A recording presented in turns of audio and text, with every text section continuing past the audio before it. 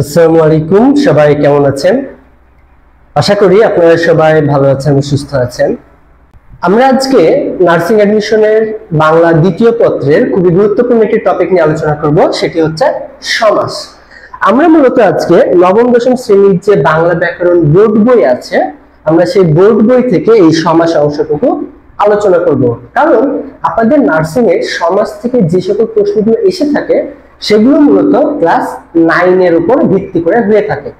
এবং আপনাদের সমাসের আসলে অনেক বিস্তৃতি আছে, তাই না? অনেক বড় সমাস টপিকটা। কিন্তু আপনাদের নার্সিং অ্যাডমিশনে যে ধরনের প্রশ্নগুলো এসে থাকে সমাজ থেকে, আমি আপনাদেরকে জাস্ট ওই জায়গাগুলো ধরিয়ে দেওয়ার চেষ্টা করব এবং ওই জায়গাগুলো আপনি কিভাবে মুখস্থ করতে পারবেন বা আপনি কিভাবে বুঝতে পারবেন সেটা আমি বুঝিয়ে দেওয়ার চেষ্টা করব। মানে সমাস আমরা A to Z সবকিছু আমরা পড়বো না, জাস্ট কিছু কিছু নির্দিষ্ট পয়েন্ট যেভাবে প্রশ্নগুলো হতে পারে বা প্রশ্নগুলো কিভাবে হলে আপনি কিভাবে উত্তর করবেন, এই জায়গাগুলো আমি আপনাদেরকে ক্লিয়ার করে দিব। তাহলে চলেন আমরা আগে দেখি যে সমাস মানে কি। সমাস মানে হচ্ছে সংক্ষেপ, সমাস মানে হচ্ছে মিলন, সমাস মানে একাধিক পদের একপদীকরণ। অর্থাৎ আমাদের একের অধিক যদি পদ থেকে থাকে, সে একাধিক পদকে যদি আমরা একটা পদের মাধ্যমে যদি আমরা প্রকাশ করতে পারি, ঠিক আছে, তাহলে সেটাকে মূলত আমরা বলতেছি সমাস। এবং পরীক্ষাতে এগুলো আপনাকে মনে রাখতে হবে যে সমাস শব্দের অর্থ হচ্ছে সংক্ষেপ বা মিলন। সংক্ষেপ বা মিলন মানে একটা বড় বাক্যকে সংক্ষেপ করে নিচ্ছি। এরপরে অর্থ সম্বন্ধ আছে এমন একাধিক শব্দের একসঙ্গে যুক্ত হয়ে একটি নতুন শব্দ গঠন প্রক্রিয়াকে সমাস বলে। অর্থ সম্বন্ধ আছে মানে কি, একটা পদের সঙ্গে আরেকটা পদের অর্থগত যদি মিল থাকে, মানে একটা পদ আমি লিখলাম, তারপরে পদটা আমি এমন কিছু একটা লিখলাম যেটা অর্থ মিলছে না, এরকম হলে কিন্তু হবে না। অবশ্যই অর্থ মিলছে একটা একটার সঙ্গে, বা একটা পদের সঙ্গে আরেকটা পদ যুক্ত করলে যদি একটা কোনো অর্থপূর্ণ বাক্য তৈরি হয়, এরকম একাধিক পদকে যদি আমরা একটা পদে নিয়ে আসি, তাহলে আমরা সেটাকে বলবো হচ্ছে সমাস। যেমন দেখেন, দেশের সেবা। হ্যাঁ, আমরা এই কথাটা বলে থাকি যে দেশের জন্য কি আমরা জীবন দিয়ে থাকি, তো কি করে আমরা দেশের সেবা, এটাকে এক কথায় যদি আমরা বলি দেশ সেবা, তাহলে দেখেন এখানে কিন্তু আমাদের সমাস হয়ে গেল। আবার বই ও পুস্তক, আমরা এই বই ও পুস্তক, দেখেন বইয়ের সঙ্গে কি পুস্তকের কি একটা মিল আছে না, দুইটা পদের কি একটা সঙ্গে মিল আছে। এখন আমি যদি বলি বই ও গরু, তাহলে কি হবে? বই ও গরু কি কখনো হয়? হবে না। তাহলে কি হলো? বই ও পুস্তক একসঙ্গে বই পুস্তক। নেই পরোয়া যার, মানে যে কারো কোনো কিছু পরোয়া করে না, তাহলে কি হবে? এখানে বেপরোয়া। তাহলে নেই পরোয়া মানে পরোয়া নাই যার। দেখেন একটা পদের সঙ্গে আরেকটা পদের কিন্তু অবশ্যই মিল আছে এখানে, তাই নেই পরোয়া যায় এটাকে আমরা কি করছি? সমাস তৈরি করে যে বেপরোয়া। তো এগুলোই মূলত হচ্ছে সমাসের কাজ। এরপরে আমরা এখানে আরেকটা বিষয় দেখব, বাক্যে শব্দের ব্যবহার সংক্ষেপ করার উদ্দেশ্যে সমাসের সৃষ্টি। তাহলে সমাসটা আসলে কেন ব্যবহার করা হয়েছে? যে বাক্যে শব্দের ব্যবহার সংক্ষেপ করা, মানে বেশি শব্দ ব্যবহার না করে আমরা যেন অল্প শব্দ ব্যবহার করতে পারি, এই জন্য মূলত সমাস। সমাস দ্বারা দুই বা ততোধিক পদের সমন্বয়ে নতুন অর্থনৈতিক পদ সৃষ্টি হয়। এটি শব্দ তৈরি ও প্রয়োগের একটি বিশেষ রীতি। সমাসের রীতি সংস্কৃত থেকে বাংলায় এসেছে। এইটা একটু আপনারা ভালোভাবে মনে রাখবেন। হ্যাঁ, এটা একটু মনে রাখবেন যে সমাসের রীতি সংস্কৃত থেকে, কোথা থেকে বাংলায় এসেছে? সংস্কৃত থেকে বাংলায় এসেছে। তাহলে আমরা কি বলছি আরেকবার? সমাসের রীতি সংস্কৃত থেকে বাংলায় এসেছে। তবে খাঁটি বাংলা সমাসের দৃষ্টান্ত প্রচুর পাওয়া যায়, সেগুলোতে সংস্কৃতের নিয়ম খাটে না। ওকে, এরপরে দেখেন কি বলতেছে, খুবই গুরুত্বপূর্ণ একটা বিষয় এবার আমরা দেখব। এখানে একটু দেখেন, সমাসের প্রক্রিয়ায় সমাসবদ্ধ বা সমাস নিষ্পন্ন পদটির নাম হচ্ছে সমস্ত পদ। মানে সমাসের অন্তর্ভুক্ত যে পদটা রয়েছে সেটাকে আমরা বলতেছি সমস্ত পদ। এবং সমস্ত পদ বা সমাসবদ্ধ পদটির অন্তর্গত পদগুলোকে বলা হয় সমস্যমান পদ। কি বলা হয়? সমস্যমান পদ। সমাসযুক্ত পদের প্রথম অংশ শব্দকে বলা হয় পূর্বপদ এবং পরবর্তী অংশকে বলা হয় উত্তরপদ বা পরপদ। তাহলে আমি যদি আমার যতগুলো শব্দ দেওয়া থাকবে এগুলোকে আমরা একত্রে কি বলতেছি? একত্রে আমরা বলছি হচ্ছে সমস্ত পদ। এবং এই সমস্ত পদের অন্তর্ভুক্ত যে এক একটা যে পদ রয়েছে, আমরা একটু দেখলাম না যে নেই পরোয়া যা, নেই একটা পরোয়া একটা যা একটা, কিন্তু কি আলাদা আলাদা? তাহলে হচ্ছে আমাদের সমস্যমান পদ। এগুলোকে আমরা কি বলবো? সমস্যমান পদ। এবং এই সবগুলো একত্রে আমাদের হচ্ছে সমস্ত পদ। এবং এগুলোর শুরুতে যেটা, এরপরে দেখেন আরেকটা বিষয়, যে সমস্ত পদকে ভেঙে যে বাক্যাংশ করা হয় তার নাম সমাস বাক্য, ব্যাস বাক্য বা বিগ্রহ বাক্য। তার মানে আমরা এই যে পরবর্তী যে আমরা শব্দটা যে পাচ্ছি সমাস তৈরি করার পরে, সেটাকে আমরা বলতেছি ব্যাস বাক্য। ঠিক আছে? যেমন বিলাত ফেরত রাজকুমার সিংহাসনে বসলেন। এখানে বিলাত ফেরত রাজকুমার সিংহাসন, এই তিনটি হচ্ছে সমাসবদ্ধ পদ। এই তিনটে কি? সমাসবদ্ধ পদ, মানে এগুলো হচ্ছে সমাসের অন্তর্ভুক্ত পদ। এগুলোর গঠন প্রক্রিয়া ও রকম বিলাত হতে ফেরত। দেখেন আমরা এখানে যে বিলাত ফেরত আছে, এটাকে আমরা কি বলতে পারি? এটাকে আমরা বলতে পারি হচ্ছে বিলাত হতে ফেরত। ঠিক আছে? ওকে। এরপরে রাজকুমার হয়ে গেল। রাজকুমার আছে না এখানে? এই রাজকুমারটাকে আমরা লিখতে পারি রাজার কুমার। তারপরে সিংহাসন, সিংহ চিহ্নিত আসন, এগুলো হচ্ছে ব্যাস বাক্য। তাহলে মনে রাখবেন যে আমরা এই শব্দগুলোকে যদি বড় আকারে যদি প্রকাশ করি, তাহলে আমরা যে বিষয়টা এখানে পাবো সেটাকে আমরা বলতেছি হচ্ছে ব্যাস বাক্য। তাহলে আপনার পরীক্ষায় যদি দেয়, হ্যাঁ, যে সিংহ চিহ্নিত আসন সমান সমান সিংহাসন, প্রশ্ন এইভাবে হতে পারে, সিংহ চিহ্নিত সমান সমান সিংহাসন। এখানে আপনারা বলতে পারেন যে এখানে ব্যাস বাক্য কোনটা? তাহলে এখানে আমাদের ব্যাস বাক্য কোনটা হবে? এই যে সিংহ চিহ্নিত আসন, এই পুরোটা হবে হচ্ছে আমাদের ব্যাস বাক্য। এবং এই পুরোটার ভিতরে আবার এই দেখেন এই সিংহ, আসন, এগুলো হচ্ছে এক একটি সমস্যমান পদ। এগুলো কি? এগুলো হচ্ছে আমাদের সমস্যমান পদ। তাহলে ব্যাস বাক্য কোনটা আপনি বুঝতে পারছেন? যেটা বড় আকারে থাকবে সেটাই হচ্ছে আমাদের ব্যাস বাক্য। ওকে, আচ্ছা। এবং বিলাত ফেরত রাজকুমার সিংহাসন, এগুলো হচ্ছে সমস্ত পদ। তাহলে আমরা কি বললাম?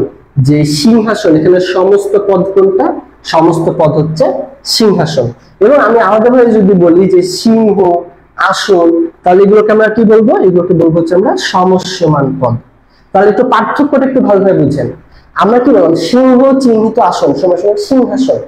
এই বাক্যে সিংহাসন হচ্ছে আমাদের সমস্ত পদ। খাতাতে ইন্ডিকেট করে লিখে রাখেন যে সিংহ হচ্ছে সমস্ত পদ, সমস্ত পদ। এরপরে আমাদের সিংহ, তারপরে আসন, এগুলো আমাদের কি? এগুলোকে আমরা বলবো হচ্ছে সমস্যমান পদ। এগুলোকে আমরা কি বলবো? সমস্যমান পদ। এগুলোকে বলবো হচ্ছে আমরা সমস্যমান পদ। সিংহ একটা সমস্যমান পদ, আসন একটা সমস্যমান পদ। এবং এই সিংহ চিহ্নিত আসন, এগুলো টোটালটা মিলে হচ্ছে আমাদের ব্যাস বাক্য। এগুলো টোটালটা মিলে হচ্ছে আমাদের ব্যাস বাক্য। তাহলে আপনাকে আগে কি কি চিনতে হবে? ব্যাস বাক্য চিনতে হবে, তারপরে আপনার হচ্ছে সমস্ত পদ চিনতে হবে, সমস্যমান পদ চিনতে হবে। আই থিঙ্ক আপনি এই ছকটা যদি করে ফেলেন তাহলে ক্লিয়ার হয়ে যাবেন। ঠিক আছে? এবং আমরা এখানে বলতে পারি সিংহ হচ্ছে পূর্বপদ এবং আসন হচ্ছে পরপদ। কারণ এটা শুরুতে আছে তাই এটা পূর্বপদ, এবং এটা শেষে আছে আসন, তাই এটা হচ্ছে পরপদ। এরপরে আমাদের এটা চলে আসছে, সেটা হচ্ছে যে সমাস প্রধানত 6 প্রকার: দ্বন্দ্ব, কর্মধারয়, তৎপুরুষ, বহুব্রীহি, দ্বিগু এবং অব্যয়ীভাব। এগুলো হচ্ছে আমাদের 6 প্রকার। এবারে দ্বিগু সমাসকে অনেক ব্যাকরণবিদ কি কর্মধারয় সমাসের অন্তর্ভুক্ত করেছেন। তো যাই হোক, এগুলো আমাদের আলাদা বিষয়। এরপর আমরা এখানে যেটা প্রথমে দেখবো সেটা হচ্ছে দ্বন্দ্ব সমাস। দ্বন্দ্ব সমাসটা ইজি, এখানে বেশি পেইন নেওয়ার কোনো কিছু নাই, এটা আমরা অল্পতে শেষ করে দিতে পারবো। শুধুমাত্র কয়েকটা কথা একটু মাথায় রাখবেন। কি কি?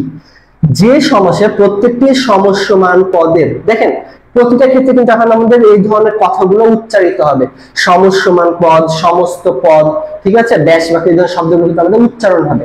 তো প্রথমে আপনি যেহেতু ক্লিয়ার হয়ে গেলেন, তাই এখন আপনারা বুঝতে প্রবলেম হবে না যে আসলে সমস্যমান পদ কোনগুলো বা সমস্ত পদ কোনগুলো। ওকে, আচ্ছা মাহবুবা, আমরা হচ্ছে আগের বইটা ফলো করব। এটা হচ্ছে আমাদের পুরাতন বই, নতুন বইয়ে আপনাদের 4 প্রকার দেওয়া, তবে পুরাতন বই যেটা দেওয়া আমরা সেটাই ফলো করব। ঠিক আছে? ওকে। তবে 4 প্রকার কি 6 প্রকার এটা পরীক্ষায় জিজ্ঞাসা করবে যে সমাস কত প্রকার, এটা পরীক্ষায় দিবে না, সো চিন্তা করার কোনো কারণ নেই। তাহলে দেখেন যে সমাসের প্রত্যেকটি সমসমান পদের অর্থের সমান প্রাধান্য থাকে, তাহলে বুঝতে পারছেন আমাদের যে সমসমান পদগুলো থাকবে ড্যাশ বাক্যের ভিতর সেই প্রত্যেকটার সমান অর্থের প্রাধান্য পাবে, তাকে দ্বন্দ্ব সমাস বলে। যেমন তাল ও তমাল, তাল তমাল, দোয়াত ও কলম, দোয়াত কলম। এখানে তাল ও তমাল, দোয়াত ও কলম প্রতিটি পদেরই অর্থের প্রাধান্য সমস্ত পদে রক্ষিত হয়েছে এবং এগুলোর ক্ষেত্রে বেশিরভাগ সময় আমাদের ও উঠে গিয়ে একটা হাইফেন হবে। কি হবে? আমাদের ও উঠে গিয়ে একটা হাইফেন হবে। সেটা একটু মনে রাখবেন যে আমাদের কখনো এইভাবে যদি দেওয়া থাকে দোয়াত ও কলম, এটাও দেওয়া থাকবে না, থাকবে দোয়াত কলম, তাল তমাল। এটা কিসের উদাহরণ? এটা হচ্ছে আমাদের দ্বন্দ্ব সমাসের উদাহরণ। সো আপনি জাস্ট এতটুকু একটু মনে রাখবেন যে আমাদের প্রতিটা যে সমসমান পদ প্রতিটারই অর্থ প্রাধান্য থাকবে, মানে কোনোটার অর্থ বিলুপ্ত হবে না এবং বেশিরভাগ ক্ষেত্রে আমাদের এগুলোতে হাইফেন বা ও দেওয়া থাকে। ঠিক আছে, তাহলে এটা আপনার হয়ে গেল।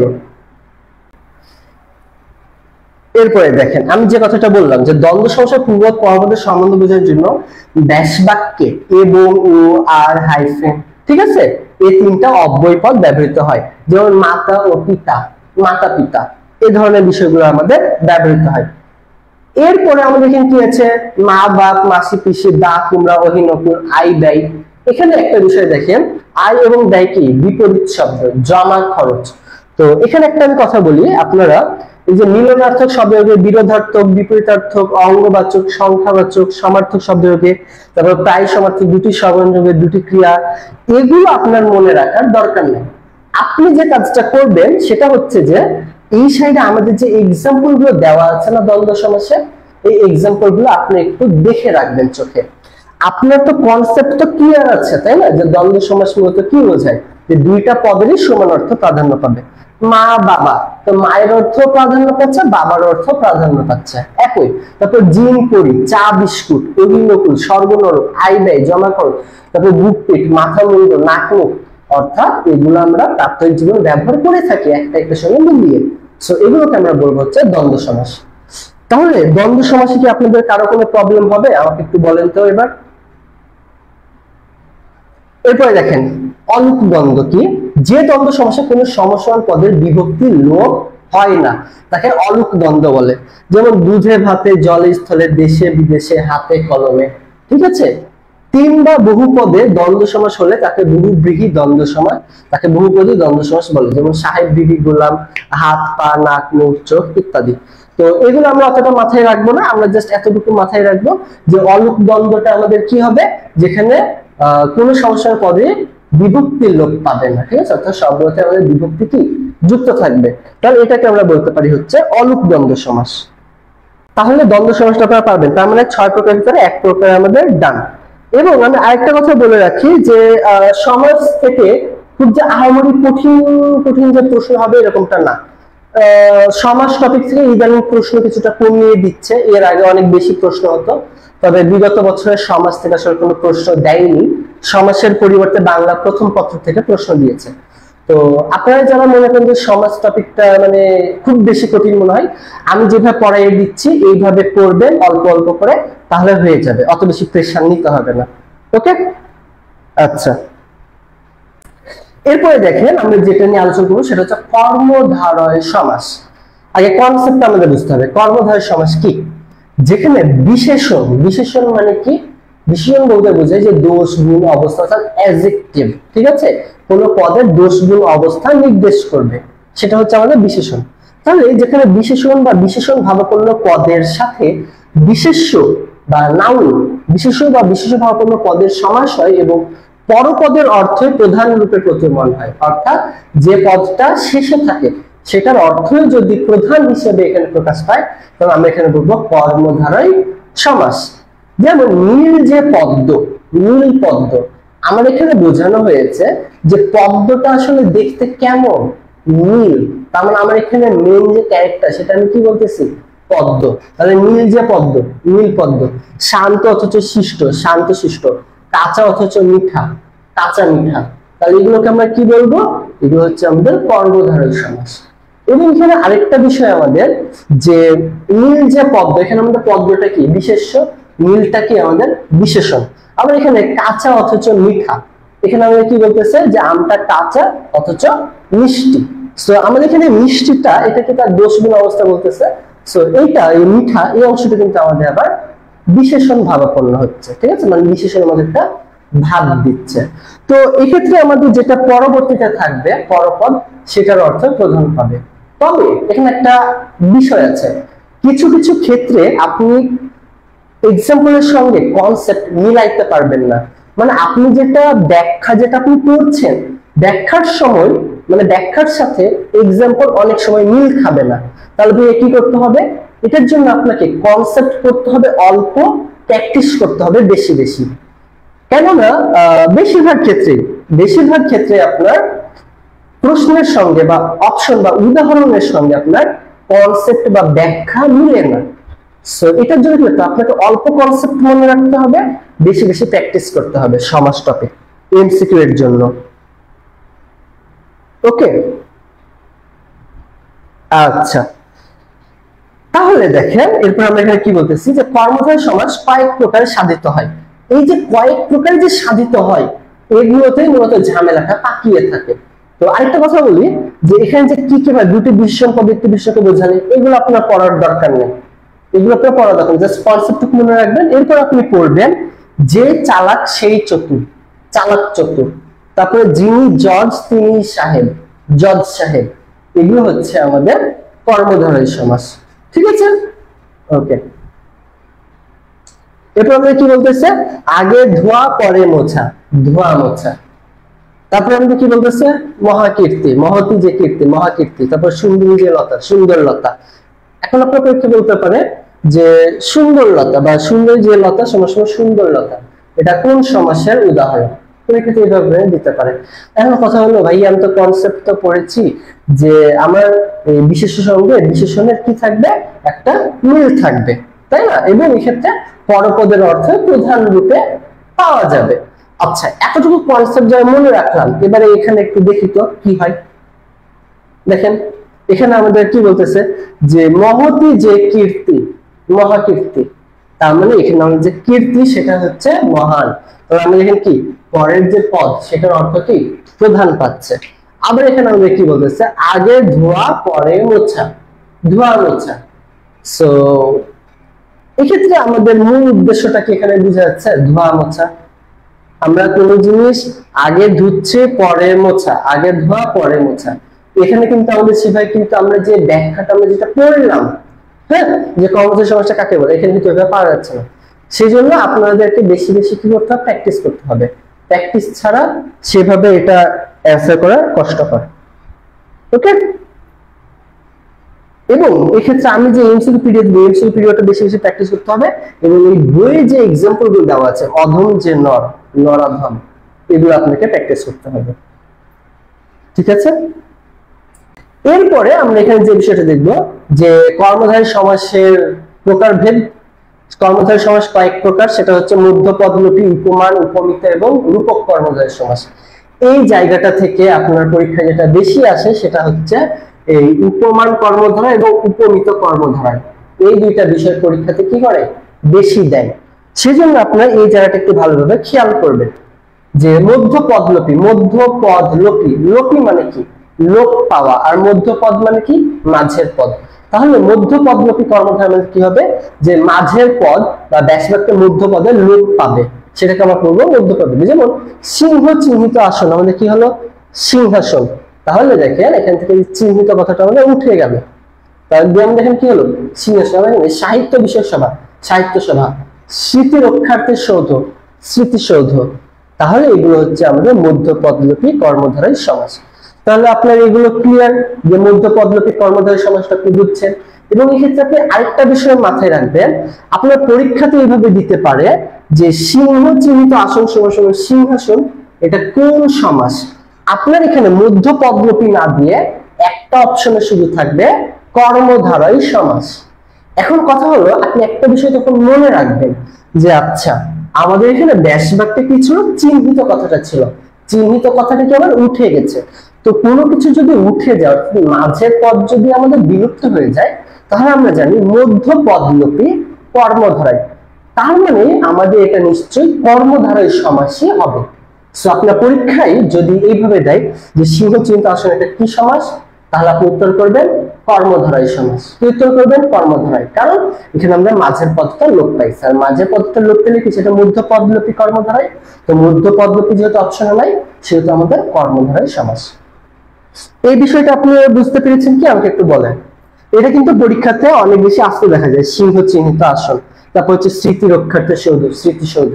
তাহলে এই বিষয়টা এখন পারবেন, কর্মধারয় সমাস।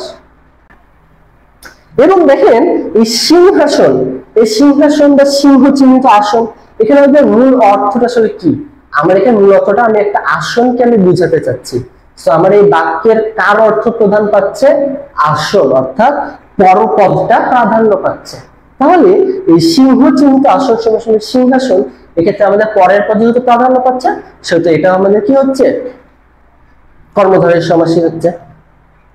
এবারে আমাদের যেটা মূল সমস্যা সেটা হচ্ছে কি?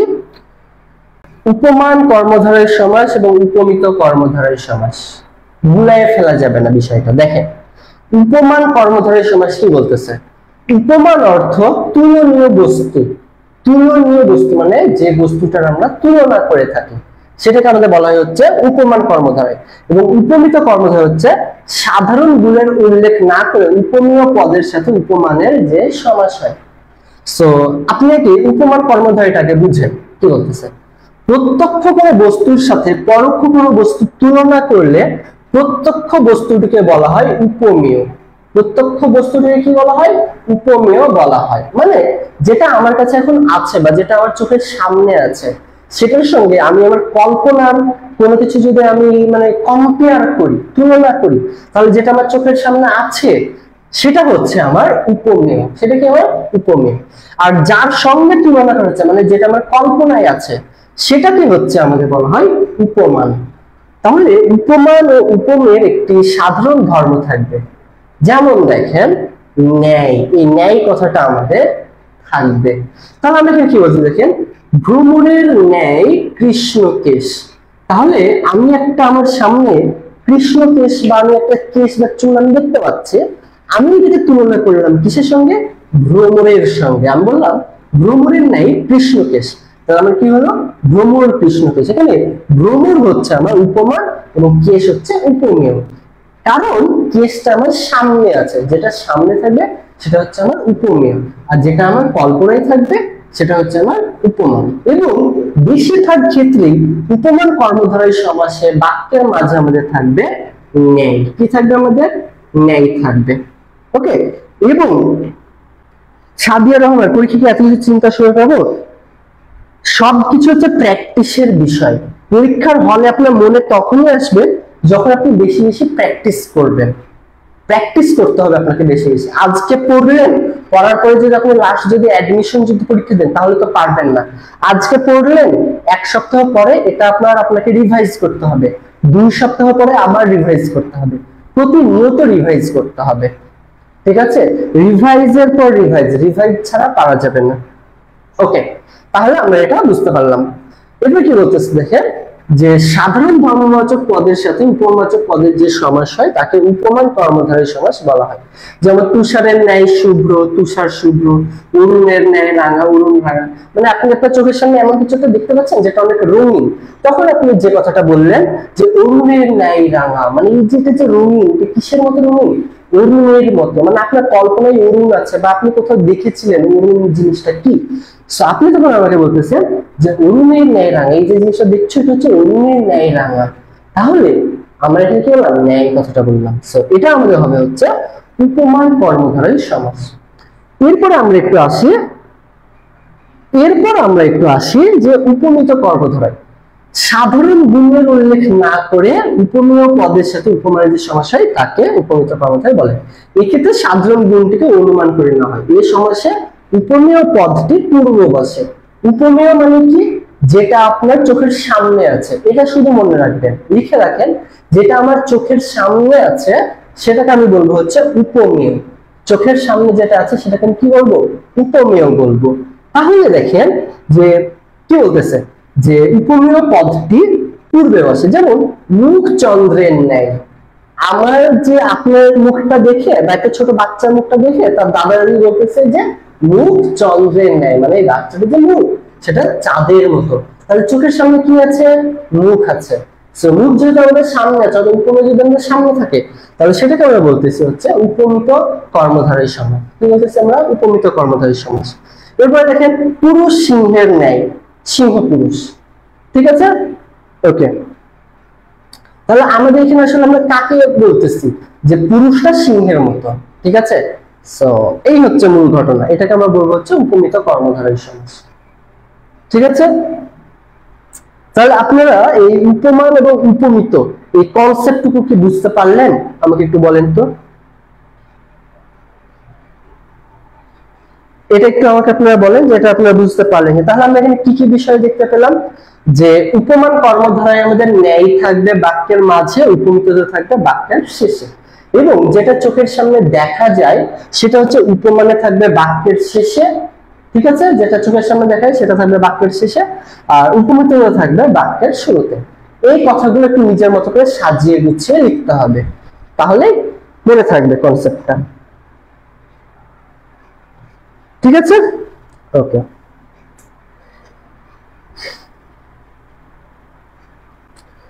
আসলে বিষয়টা কি, যে বলে না স্বাধীনতা মানে অর্জনের চেয়ে রক্ষা করা কঠিন, ঠিক তেমন কোন একটা বিষয় মুখস্থ করার থেকে সেটাকে মনে রাখাটা বেশি কষ্টকর। মুখস্থ করা কোনো বিষয় না, কিন্তু সেটা মনে রাখা কষ্টকর। এখন একটা দেশকে বাঁচায় রাখার জন্য কি করে? বর্ডারে কি সৈন্যবাহিনী কি প্রতিনিয়ত যুদ্ধ করে, ছোট ছোট যুদ্ধ চলতেই থাকে বর্ডারে দেশকে রক্ষা করার জন্য। ঠিক তেমন আপনার এই পড়াটা যে আপনি মুখস্থ করেছেন, এই মুখস্থ পড়াটা মনে রাখার জন্য আপনাকে যুদ্ধ করতে হবে প্রতিদিন। আপনি একদিন পড়াটা মুখস্থ হয়ে গেল, আপনি থেকে গেলেন, দেশ আপনি স্বাধীন করে থেকে গেলেন, পরে তো আক্রমণ তো হবেই। ঠিক একইভাবে মুখস্থ আপনি যখন করেছেন আপনি ভুলে যাবেন, তো সে ভুলে যেন না যান সেটার জন্য কি করতে হবে? বর্ডারের থেকে আপনাকে যুদ্ধ করতে হবে, মানে নিয়মিত পড়াটাকে রিভাইজ করতে হবে, নিয়মিত রিভাইজ করতে হবে। নিয়মিত বলতে কি প্রতিদিন না, এক সপ্তাহ পর পর রিভাইজ করেন, এনাফ। আপনি গত এক সপ্তাহ আগে আমি আপনাদেরকে যেটা পড়িয়েছিলাম আপনি আজকে সেটা রিভাইজ দেন। আমি আপনাদের সাধারণ জ্ঞান যে পড়াটা পড়িয়েছিলাম বাংলাদেশ পরিচিতি, সেটা আপনি আগামীকালকে রিভাইজ দেন এই পড়াটার শেষে। এইভাবে করে করে আপনারা পড়বেন। ঠিক আছে, এইভাবে করে করে যদি আপনি পড়েন তাহলে এটা আপনার মনে থাকবে পরীক্ষা পর্যন্ত, নয়তো আপনি ভুলে যাবেন, এটাই স্বাভাবিক। ওকে, তাহলে আমরা এখানে কি বললাম? উপমান কর্মধারয়ে আমাদের যেটা চোখে আমরা সামনে দেখি সেটা থাকবে বাক্যের শেষে এবং বাক্যের মাঝে থাকবে ন্যায়। আর উপমিত কর্মধারয়ে যেটা আমরা চোখের সামনে থাকে সেটা থাকবে হচ্ছে বাক্যের শুরুতে এবং ন্যায় থাকবে বাক্যের শেষে। তারপর আমি যতটুকু কনসেপ্ট বুঝালাম এতটুকু দিয়ে 100% প্রশ্নের উত্তর করা যাবে না, এক্ষেত্রে বেশি কিছু ব্যতিক্রম রয়েছে। ব্যতিক্রমগুলো আমাদেরকে এমসিকিউ সলভের মাধ্যমে ঠিক করে নিতে হবে। ওকে, শুধুমাত্র আমি বলে দিলাম যে এই কনসেপ্টটা দিয়ে আপনার 100% এমসিকিউ হবে না, কিছু কিছু ব্যতিক্রম থাকবে, সেগুলো আপনার এমসিকিউ প্র্যাকটিসের মাধ্যমে করতে হবে। এরপর আমরা দেখবো হচ্ছে রূপক কর্মধারয় সমাস। রূপক কর্মধারয় সমাসে আমাদের কি থাকবে? রূপ শব্দ থাকবে। কি থাকবে আমাদের? রূপ। এই রূপ কথাটা আমাদের থাকবে। তাহলে দেখেন উপমান ও উপমেয়ের মধ্যে অভিন্নতা মানে কি মিল কল্পনা করা হলে রূপক কর্মধারয় সমাস। এই সমাসে উপমেয় পদ, উপমেয় পদ, উপমেয় পদ মানে কি? যেটা আমার চোখের সামনে আছে। তো উপমেয় পদ পূর্বে বসে, উপমান পদ পরে বসে। তার মানে এটা হচ্ছে কিছুটা আমাদের উপমিত কর্মধারয় সমাসের মতো। এবং সমসমান পদের রূপ অথবা ই যোগ করে ব্যাসবাক্য গঠন করা হয়। যেমন ক্রোধ রূপ অনল, প্রধানল, বিষাদ রূপ সিন্ধু, বিষাদ সিন্ধু, মন রূপ মাঝি, মন মাঝি। ঠিক আছে, তো এরকমটা হচ্ছে আমাদের বিষয়। তো যে ক্ষেত্রে আমাদের রূপ থাকবে সেটা হচ্ছে আমাদের রূপক কর্মধারয়। তাই পরীক্ষাতে আসলে রূপক কর্মধারয় সমাসটা বেশি আস্তে দেখা যায় না, কারণ এটা ইজিলি পারা যায়। পরীক্ষাতে বেশি দিন উপমান আর উপমিত। এরপরে আমাদের চলে আসছে কি তৎপুরুষ সমাস। এবার আমরা যে বিষয়টা দেখব সেটা হচ্ছে তৎপুরুষ সমাস। ওকে, পূর্বপদের বিভক্তির লোপে, অর্থাৎ পূর্বপদের যে আমাদের বিভক্তিটা থাকবে সেটা লোপে যে সমাস হয় এবং যে সমাসে পরপদের অর্থ প্রধান রূপে বোঝায় তাকে আমরা তৎপুরুষ সমাস বলে থাকছি। এবং তৎপুরুষ সমাসের পূর্বপদের দ্বিতীয় থেকে সপ্তম পর্যন্ত যে কোনো বিভক্তি থাকতে পারে। আপনি যখন কারো কোনো বিভক্তি পড়াবো সেক্ষেত্রে আপনারা বিভক্তিগুলো দেখতে পাবেন। আর পূর্বপদের বিভক্তি অনুসারে এদের নামকরণ করা হয়, যেমন বিপদকে আপন্ন, বিপদাপন্ন। এরপর আমাদের কি বলে, দেখেন এখানে যে কে বিভক্তি ছিল এটা কি হয়েছে, আমাদের লোপ পেয়েছে, লোপ পেয়ে আমাদের কি হয়েছে, বিপদাপন্ন হয়েছে। তারপর এখানে দ্বিতীয় বিভক্তি কে লোপ পেয়েছে বলে এর নাম হচ্ছে দ্বিতীয় তৎপুরুষ সমাস। তো আরেকটা কথা বলি, আপনাদের এই বই দেওয়া আছে বিভক্তি, তো আমি যখন এটা যখন দিয়ে দিব আপনি একটা সূচিপত্রটা বের করবেন, করে বিভক্তি অংশটা একটু দেখে নেবেন আরেকবার, ঠিক আছে? এই তৎপুরুষ সমাসের জন্য আমরা কি করব, বিভক্তি অংশটা দেখে নিব, দেন তাহলে আমরা এটা পেরে যাব যেটা আমাদের দ্বিতীয় তৎপুরুষ নাকি তৃতীয় তৎপুরুষ সেটা আমরা বুঝতে পারবো। অর্থাৎ আমাদের একটা সমাসের ভিতরে যে বিভক্তিটা থাকছে বা যে বিভক্তিটা লোপ পাচ্ছে সেটা অনুসারে আমাদেরকে মনে রাখতে হবে যে এটা কি তৎপুরুষ সমাস। তো এটার জন্য বিভক্তি যে চার্টটা আছে আপনাদের বোর্ড বইয়ে দেওয়া আছে, সেই চার্টটা মুখস্থ করে নেবেন আজকে, ওকে? তাহলে এটা আপনারা হয়ে যাবে।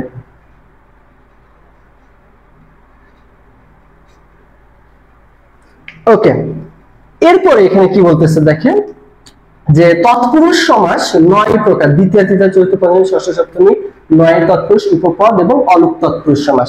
তাহলে এখানে কি হচ্ছে, দ্বিতীয় থেকে সপ্তমী হচ্ছে মানে 6টা, তারপরে 9 তৎপুরুষ, উপপদ এবং অলুক তৎপুরুষ। মোট কয় ধরনের আমরা 9 প্রকারের দেখতে পাচ্ছি। দ্বিতীয় তৎপুরুষ সমাস কি, পূর্বতে দ্বিতীয় বিভক্তি লোপ পাবে কে রে, তাহলে আমাদের হয়ে গেল দ্বিতীয় বিভক্তি তৎপুরুষ সমাস, তাকে দ্বিতীয় তৎপুরুষ সমাস বলে। যেমন দুঃখকে প্রাপ্ত, কি হবে, দুঃখ প্রাপ্ত, বিপদকে আপন্ন, বিপদাপন্ন। এক্ষেত্রে আপনি যদি পরীক্ষাতে এটাও অ্যান্সার করাটা ইজি, সেক্ষেত্রে আপনি মনে রাখবেন যে অন্য কোনো সমাসে কিন্তু আমরা এইভাবে বিভক্তিগুলো আমরা লোপ পেতে দেখিনি, এখানে যেভাবে বিভক্তিটা লোপ পায়। সো এই জন্য মনে রাখবেন যে তৎপুরুষ সমাস যখন আপনি উত্তর করবেন সেক্ষেত্রে দ্বিতীয় তৃতীয় এই বিষয়গুলো নাও থাকতে পারে, ওকে? এই বিষয়গুলো যদি না থাকে, শুধু যে তৎপুরুষ উত্তর করতে হয়, তাহলে আপনি একটা বিষয় খেয়াল করবেন যে আমার কোন প্রশ্নে কে রে এগুলো বিভক্তি মানে এগুলো লোপ পাইছে, একটা বিভক্তিগুলো লোপ পেয়েছে। তো যে সকল জায়গাগুলোতে আমাদের বিভক্তি লোপ পাইছে সেগুলোকে আমরা উত্তর করব তৎপুরুষ সমাস, সেগুলোকে আমরা কি উত্তর করব, তৎপুরুষ সমাস, ঠিক আছে? ওকে,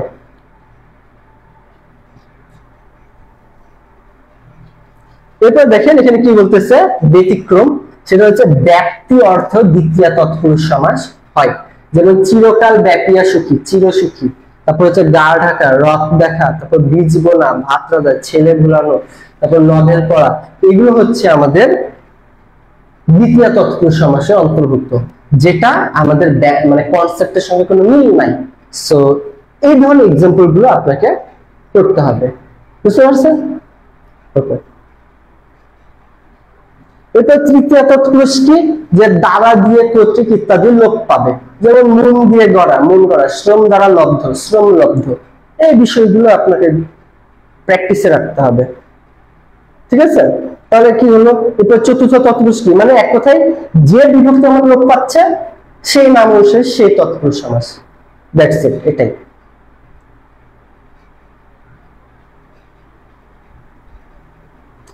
তবে আমি যে কথাটা বললাম এটা একটু ভালোভাবে মনে রাখবেন, এটা কিন্তু পরীক্ষাতে অনেক বেশি চলে আসে। হ্যাঁ, যে দেখা গেল যে বিয়ের জন্য পাগলা, বিয়ে পাগলা, এখানে দেখেন যে জন্য, এই জন্য কথাটা কি আমার লোপ পাইছে, এই জন্যটা আমার কি, জন্য হচ্ছে আমার চতুর্থী তৎপুরুষ সমাস।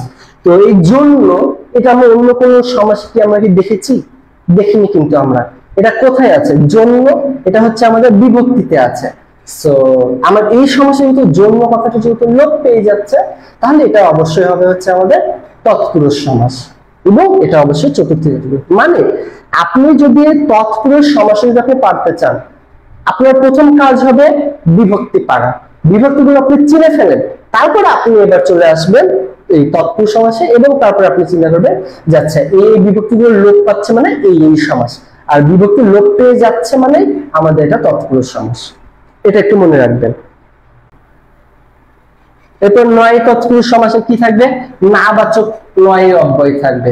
যেমন হচ্ছে ন আচার, অনাচার, ন অকাতর, অকাতর, এরূপ হচ্ছে অনাদর, তারপর হচ্ছে নাতি দীর্ঘ, এগুলো হবে সব হচ্ছে 9 তৎপুরুষ, মানে যেখানে আমাদের নাবোধক কিছু একটা থাকবে, সেটাই হবে হচ্ছে আমাদের 9 তৎপুরুষ সমাস।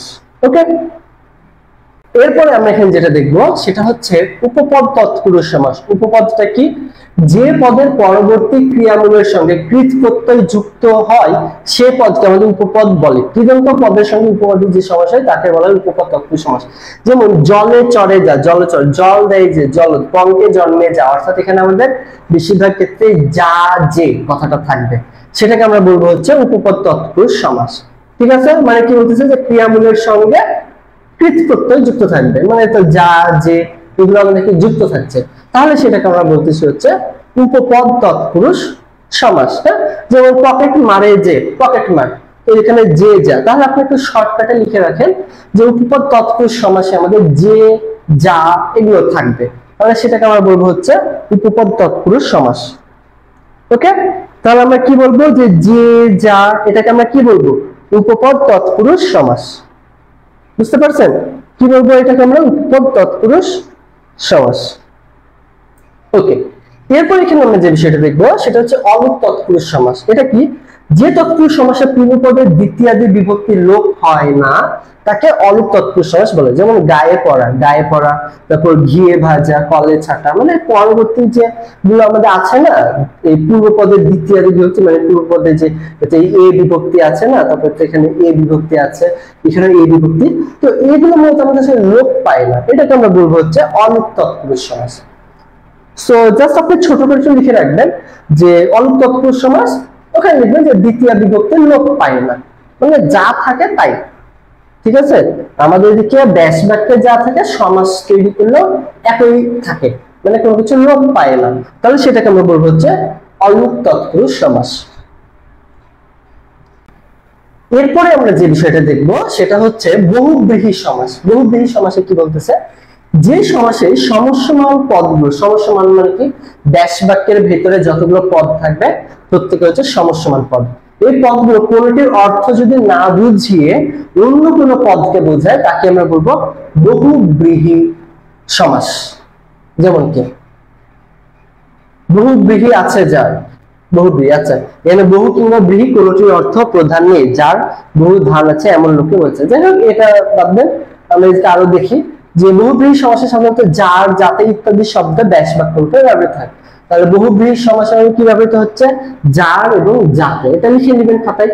যেমন আয়তলোচন যার, আয়তলোচনা, তারপর মহান আত্মা যার, মহাত্মা, তারপরে কি স্বচ্ছ শরীর যার, স্বচ্ছ শরীরা, নীল বসন যার, নীল বসনা, স্থির প্রতিজ্ঞা যার, স্থির প্রতিজ্ঞা, ধীর বুদ্ধি যার, ধীর বুদ্ধি। তো এই বিষয়গুলো আসলে আপনার আরেকটা বিষয় দেখেন, একটু আগে আমরা কি বলবো যে কারো অর্থ প্রাধান্য পাচ্ছে না, কিন্তু ধীর বুদ্ধি যার, ধীর বুদ্ধি, এখানে কিন্তু অনেকটা কিন্তু মিল খাচ্ছে। কিন্তু তারপরে কি একটু আগে আমরা দেখলাম যেখানে এই কোনটির অর্থ না বুঝিয়ে নতুন কোনো অর্থ বুঝাবে, কিন্তু এই বাক্যটায় দেখেন আমরা কিছুটা কিন্তু একই টাইপের অর্থ বুঝাচ্ছে। তাহলে এটা আমরা কিভাবে মনে রাখবো? এটা আমরা এইভাবে মনে রাখবো যে যার এবং যাতে এই কথাটা আমাদের যেখানে থাকবে সেটা হচ্ছে আমাদের বহুব্রীহি সমাস। তাহলে বহুব্রীহি সমাসে আমাদের কি থাকবে? যার এবং যাতে। এটা আপনারা লিখে ফেলেন খাতায় যে বহুব্রীহি সমাসে কি থাকবে? যার এবং যাতে, এই ধরনের শব্দগুলো ব্যবহৃত হয়। ওকে, কি ব্যবহৃত হয় আমাদের? যার এবং যাতে। এটা মনে রাখলে আপনার প্রায় সবগুলো হয়ে যাবে।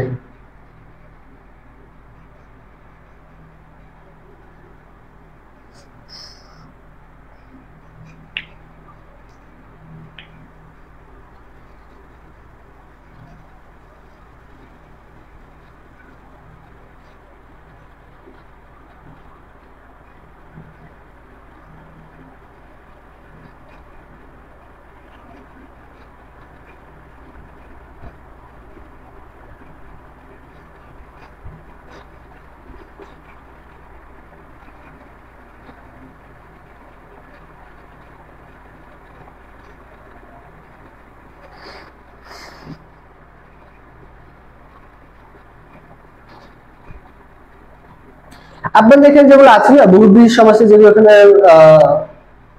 বিস্তৃতের যেগুলো দেওয়া আছে যে সমানাধিকরণ, ব্যাধিকরণ, ব্যতিহার বহুব্রীহি, নয় বহুব্রীহি, মধ্য পদলোপী, প্রাক্তন্ত, অলুক, সংযোজক, এই ধরনের বহুব্রীহি ব্যাখ্যা মানে এই আলাদা আলাদা ভাবে আপনাদের পড়ার দরকার নাই।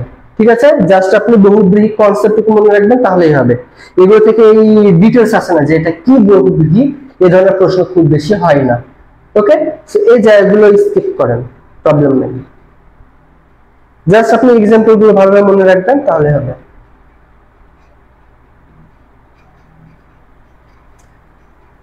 কেননা এখানে কি বলা গেছেন, সাপোজ ব্যতিহার বহুব্রীহি, ক্রিয়ার পারস্পরিক অর্থে ব্যতিহার বহুব্রীহি হয়, মানে কি ক্রিয়ার পরস্পরের ভিতরে যে অর্থটা যে মিল খাই সেটা থেকে আমাদের কি হচ্ছে ব্যতিহার বহুব্রীহি। ঠিক আছে, যেমন কানে কানে যে কথা, কানাকানি, তারপর এমনি হবে চুলাচুলি, তো হাতে হাতে যে হাতাহাতি, এটা আপনি আসলে এমসিকিউ এর সময় এগুলো কিছু পাবেন না।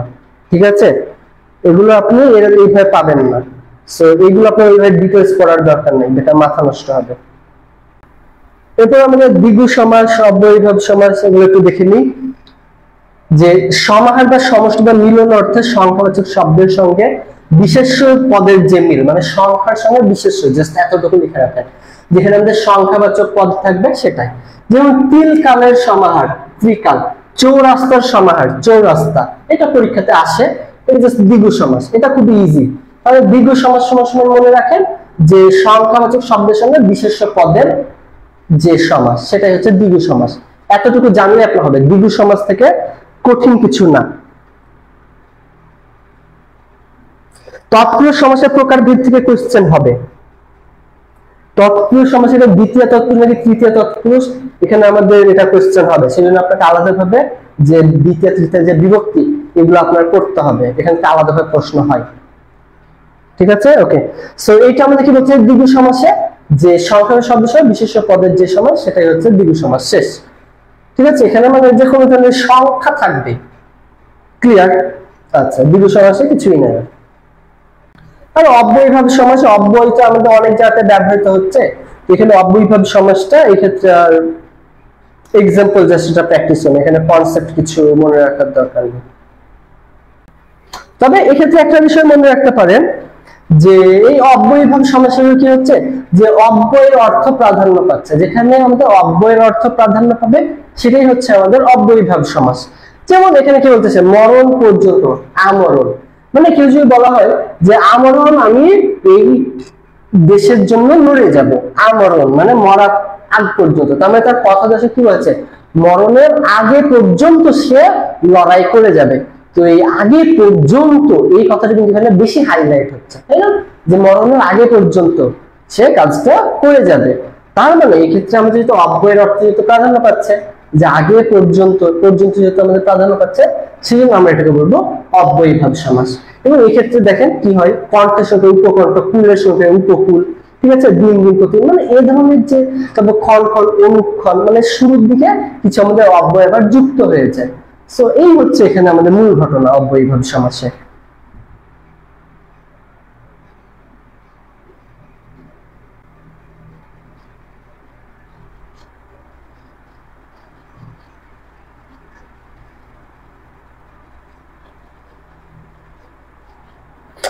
আপনার এখানে উদাহরণ দেওয়া থাকবে, সমাসের নামটাই বের করতে হবে, এরকম প্রশ্নে বেশি থাকে, বুঝতে পারছেন?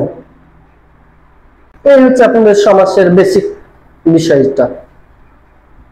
ওকে, এখানে একজন কথা বলছে চৌচারা কেন বহুব্রীহি। দেখেন দ্বিগু সমাসের ক্ষেত্রে কিন্তু আমাদের বেশিরভাগ ক্ষেত্রে কি হয়, সমাহার হয়, সমাহার।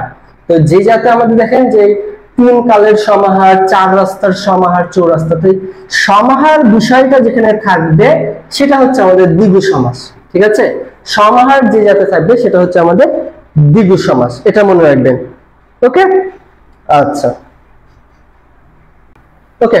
তো এই ছিল হচ্ছে আমাদের সমাস টপিকের আজকের ক্লাস। তাহলে আমাদের আজকের ক্লাসটা এতদূর পর্যন্তই। সবাই ভালো থাকবেন, সুস্থ থাকবেন, আল্লাহ হাফেজ।